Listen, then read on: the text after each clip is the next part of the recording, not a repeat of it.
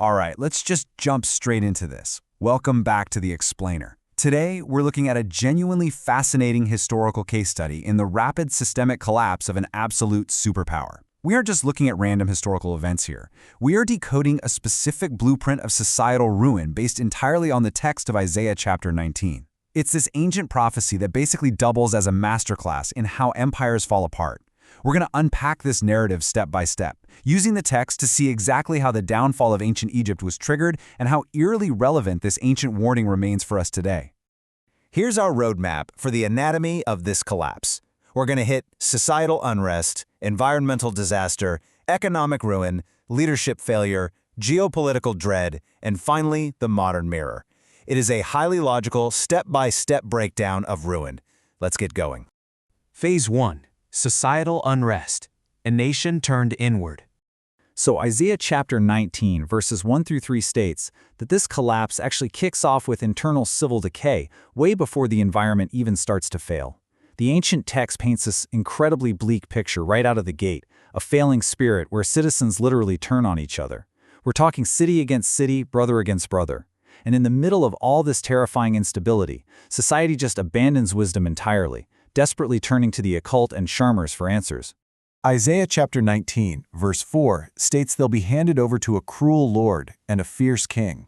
Because, this kind of civil fracturing creates a massive power vacuum. And, historically speaking, vacuums like this are inevitably filled by brutal conquerors. Think of tyrants like Nebuchadnezzar of Babylon or the Persian kings, who sweep in and place a heavy yoke right on top of the divided nation. Moving right along to Phase 2. The Nile fails. The environmental trigger. With society already completely fractured, the physical landscape delivers the crushing blow. Isaiah chapter 19, verses 5 and 6 states that the waters shall fail, and the rivers shall be wasted and dried up.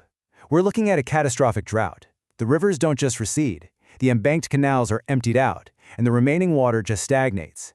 It becomes putrid and starts spreading sickness.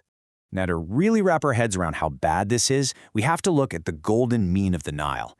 Egypt's entire survival relied heavily on the annual August overflow of the river, and this beautifully illustrates their vulnerability.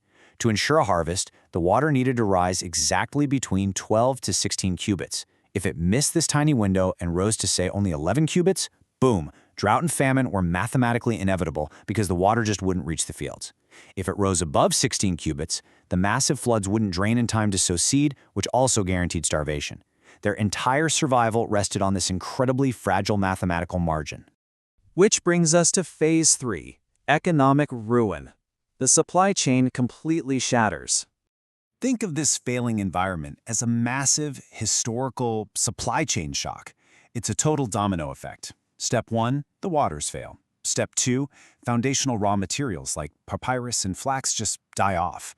Step 3, the core industries relying on those materials collapse basically overnight. And Step 4, widespread, unavoidable famine sets in. Literally, one broken environmental link shatters the entire national infrastructure.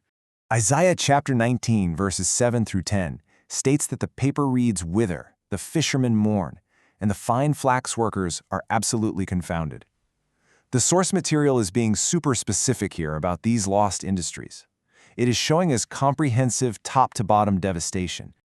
To really see the full scale of the disaster, just look at the societal impact. The fishermen lose the river life. That's an immediate, catastrophic loss of the critical food supply. The flax workers lose their raw materials, which totally wipes out the international textile trade. And the sluice makers, the engineers of their day, they find their canals and fish ponds completely ruined. Infrastructure totally broken. All right, Phase 4, leadership failure. The illusion of wisdom. Nothing exposes the profound incompetence of a political elite quite like a systemic shock.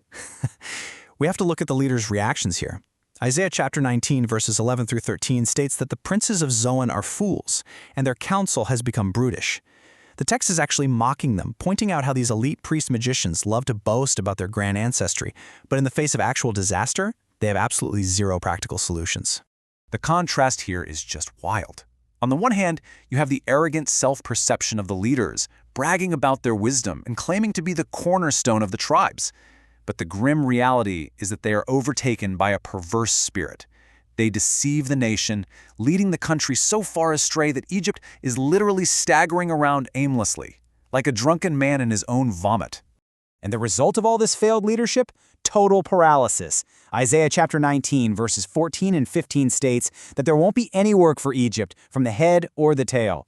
That phrase is chilling. It basically means absolutely no one, not the highest elite head nor the poorest commoner tail, could successfully carry out a single action to stop the disaster. No work worked. Moving to Phase 5, Geopolitical Dread. Utterly vulnerable to the outside. When internal collapse is this complete, it inevitably invites foreign terror. Isaiah chapter 19, verses 16 and 17 states that Egypt will be afraid and the land of Judah will become a terror unto them. It describes a shaking of the hand over the nation. This isn't just physical danger. It's the complete and total undoing of their normal way of life, triggering massive psychological dread. Now, we really need to clarify the historical context here. Egypt wasn't terrified that the much smaller nation of Judah was going to invade them. No, Judah became a terror because of what was happening inside Judah. The terrifying Assyrian war machine, led by Sennacherib, was absolutely obliterating Judah right on Egypt's doorstep. Judah was simply in the way. So picture a weakened, starving, politically paralyzed Egypt suddenly hearing the news that this massive, unstoppable army is marching toward their borders. The dread was absolute. Which brings us to our final section, the modern mirror, echoes of instability. Look, the plight of those ancient flax weavers and sluice makers, that isn't just dusty ancient history, it's a timeless warning. Ancient Egypt had these massive singular points of failure, an extreme over-reliance on that delicate 12 to 16 cubit window of the Nile, backed by rigid, boastful leadership. Now hold that up to modern society. We've got incredibly fragile global supply chains, massively complex environmental dependencies, and honestly, we are just as vulnerable to cascading shocks.